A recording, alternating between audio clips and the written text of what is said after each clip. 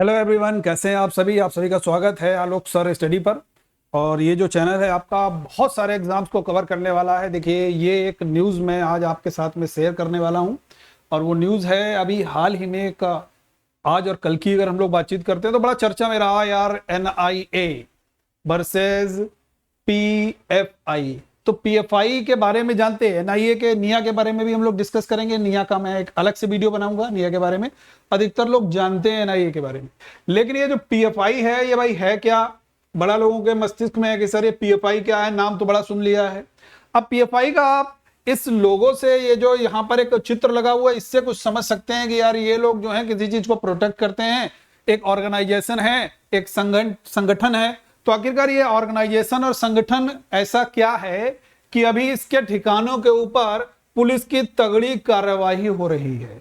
और उस तगड़ी कार्रवाई इसलिए भी हो रही है, आज हम लोग जानते हैं कि आज कोयम्बटूर का जो भारतीय जनता पार्टी का जो कार्यालय था उसके ऊपर अटैक भी हुआ है।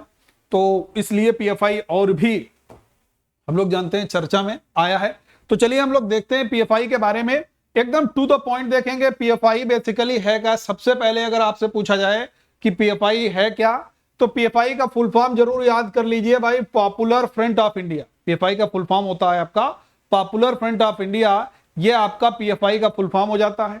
और ये है क्या? एक चरमपंथी इस्लामी संगठन है। ये क्या है? ये आपका एक चरमपंथी इस्लामी संगठन है। इस बात को याद रखना है। तो फुल फॉर्म भैया सारे लोग जरूर याद रखिएगा। जो वनडे टाइप के एग्जाम हैं उनमें जरूर पूछा जा सकता है कि अभी हाल ही में PFI चर्चा में रहा, इसका भैया फुल फॉर्म क्या है। या पूछ दिया गया PFI में F का क्या अर्थ है, I का क्या अर्थ है, P का क्या अर्थ है। इस तरीके से डैश करके, फिल इन द ब्लैंक्स करके कैसे भी क्वेश्चन आपके एग्जाम में पूछे जाने की गुंजाइश रहती है। अब यहां पर आप देखोगे, मैंने देख दिया भाई एक चरमपंथी इस्लामी संगठन है। अब यहां पर देखिए ये बना कब है? ये 2006 में, ये 22 नवंबर को ये फॉर्मेट हो गया था, यानी कि इसकी फॉर्मेशन, इसकी स्थापना हुई है। अब ये कैसे बना? आखिरकार कुछ ना कुछ तो संगठन मिले होंगे। तो यहां पर जब आप देखोगे तो देखिए मैंने बहुत विस्तार से यहां पर बताया है। कर्नाटका फोरम ऑफ डिग्निटी, यहां पर नेशनल डेवलपमेंट फ्रंट, और फिर लिखा हुआ है मनीथा ये नीथी पसराई। तो ये तीनों संगठन कहीं ना कहीं मर्ज हुए, उसके बाद में आता है। अब ये किस टाइप का है आप देख सकते हैं। वॉल्टरिंग बेस्ड नॉन प्रॉफिट ऑर्गेनाइजेशन है, गैर लाभकारी संगठन है। इस बात को याद रखना है, ठीक है ना? कैसा है? गैर लाभकारी संगठन है। इसका पर्पस देखिए लोग क्या बताते हैं।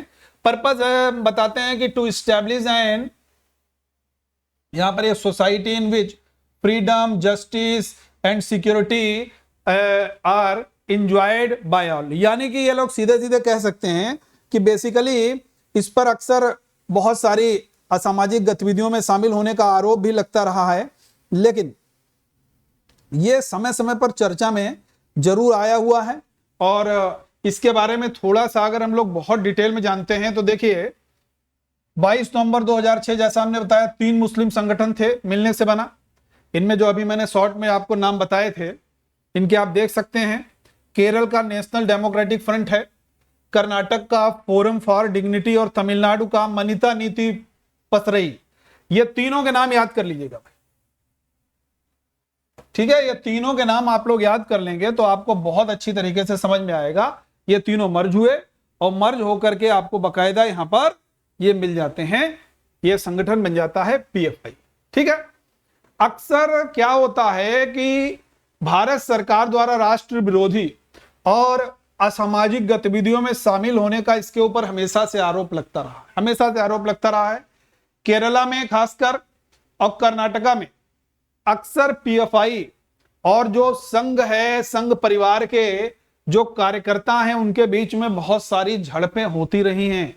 और जो अटैक अभी कोयम्बटूर वाला जो BJP कार्यालय के ऊपर है उसमें भी इसका हाथ माना जा रहा है। इसलिए सरकार का एक सख्त रवैया हमको देखने को मिला। इसलिए मैंने सोचा आप लोगों के साथ में ये थोड़ा सा शेयर जरूर करता हूं, ताकि इसके बारे में लोग, बहुत सारे लोग जान जाएंगे कि आखिरकार ये है क्या।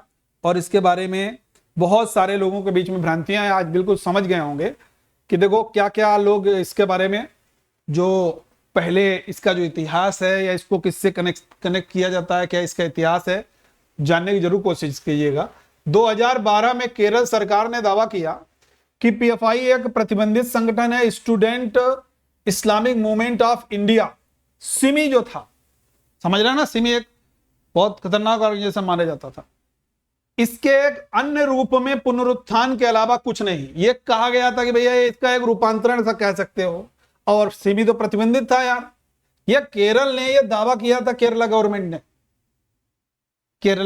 ने ये दावा किया था। इस बात को बिल्कुल याद रखिएगा, केरला गवर्नमेंट के द्वारा ये दावा किया गया था। इस बात को बिल्कुल आप लोग याद रखेंगे कि केरला गवर्नमेंट ने इसको बहुत जबरदस्त तरीके से कि भैया दावा कर दिया कि ये जो है आपका ये एकदम सिमी का एक रूपांतरण, इसको आप लोग समझ सकते हो, ठीक है। सिमी के एक रूपांतरण के रूप में ये केरला गवर्नमेंट ने कहा था, ठीक है, याद रहेगा। तो अगर कभी भी आपसे पूछा जाएगा तो आप इजीली बता सकते हो पीएफआई के बारे में कि पीएफआई बेसिकली है क्या क्या, ठीक है। और अगर आप लोगों को इससे रिलेटेड कोई भी डाउट है, कोई भी संशय है, तो आप लोग कमेंट सेक्शन में जरूर लिखिएगा। अब अगर कभी भी आपसे एक और बहुत जबरदस्त हम लोग कह सकते हैं एक सवाल बन सकता है कि बेसिकली इस संगठन का उदय क्यों हुआ, तो ऐसे आप एक लाइन में कह सकते हो कि इस संगठन का जो मुख्य उद्देश्य था वो इन लोगों का मानना था कि मुसलमानों द्वारा जो सामना की जा रही जो असमानताएं हैं, उन असमानताओं को हम लोग दूर करेंगे।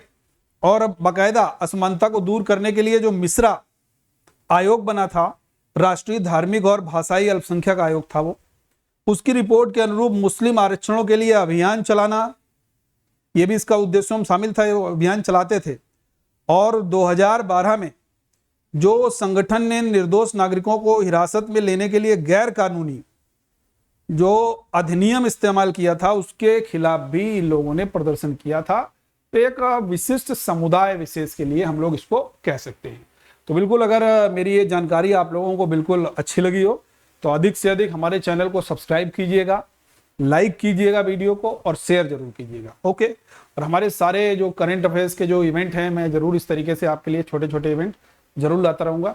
थैंक यू एवरीवन, जय हिंद।